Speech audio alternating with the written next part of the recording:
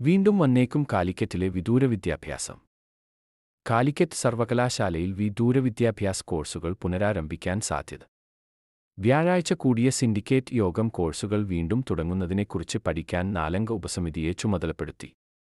Sree Narayana Guru open സർവകലാശാല act പ്രകാരം മറ്റ് സർവകലാശാലകളിലെ വിദൂര വിദ്യാഭ്യാസ കേന്ദ്രങ്ങൾ നിർത്തണമെന്ന സർക്കാർ നിർദ്ദേശത്തെ തുടർന്നാണ് കാലിക്കറ്റിൽ പ്രവേശനം നിർത്തിവെച്ചത്.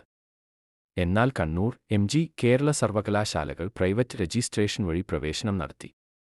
കണ്ണൂരിൽ പ്രവേശന നടപടികൾ തുടങ്ങി. ഇക്കാര്യങ്ങൾ കാണിച്ച് ഇവിടെയും വിദൂര വിദ്യാഭ്യാസ വിഭാഗം പുനഃസ്ഥാപിക്കണമെന്നാവശ്യപ്പെട്ട് സിൻഡിക്കേറ്റ് അംഗം ഡോ. പി. റഷീദ് അഹമ്മദ് വൈസ് ചാൻസലർക്ക് കത്ത് നൽകിയിരുന്നു. ഓരോ വർഷവും 10,000-കണക്കിന് വിദ്യാർത്ഥികളാണ് കാലിക്കറ്റ് വിദൂര വിദ്യാഭ്യാസ വിഭാഗത്തിൽ ഉന്നത വിദ്യാഭ്യാസത്തിന് ചേരുന്നത്. ചെലവ് കുറഞ്ഞതും ഗുണമേന്മയുള്ളതുമായ വിദൂര വിദ്യാഭ്യാസ കേന്ദ്രം വിദ്യാർത്ഥികളുടെ പ്രധാന ആശ്രയമായിരുന്നു.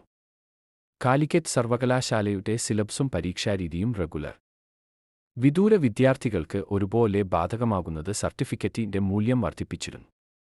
ഫീസും മറ്റ് സർവകലാശാലകളെ അപേക്ഷിച്ച് കുറവാണ്. ഈ കാരണങ്ങൾ കാണിച്ച് മലബാർ ഉന്നത വിദ്യാഭ്യാസ സംരക്ഷണ സമിതിയടക്കം പ്രതിഷേധങ്ങൾ സംഘടിപ്പിച്ചിരുന്നു. യുജിസി അംഗീകാരമുള്ള 18 ബിരുദ കോഴ്സുകളും 12 ബിരുദാനന്തര ബിരുദ കോഴ്സുകളും കാലിക്കറ്റ് വിദൂര വിദ്യാഭ്യാസ കേന്ദ്രത്തിൽ നൽകിയിരുന്നു.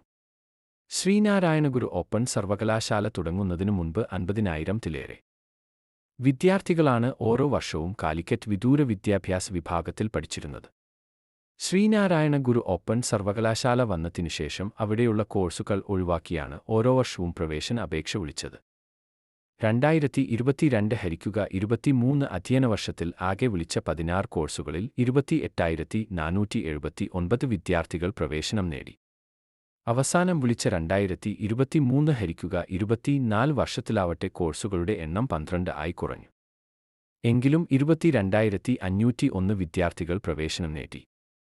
ബി.എ കോഴ്സുകളിൽ ബികോം, എംകോം വിഷയങ്ങളിലാണ് ഏറ്റവും കൂടുതൽ വിദ്യാർത്ഥികൾ അപേക്ഷിക്കുന്നത്. സർവകലാശാലയുടെ പ്രധാന വരുമാന സ്രോതസ്സുകൂടിയാണ് ഈ വിഭാഗം.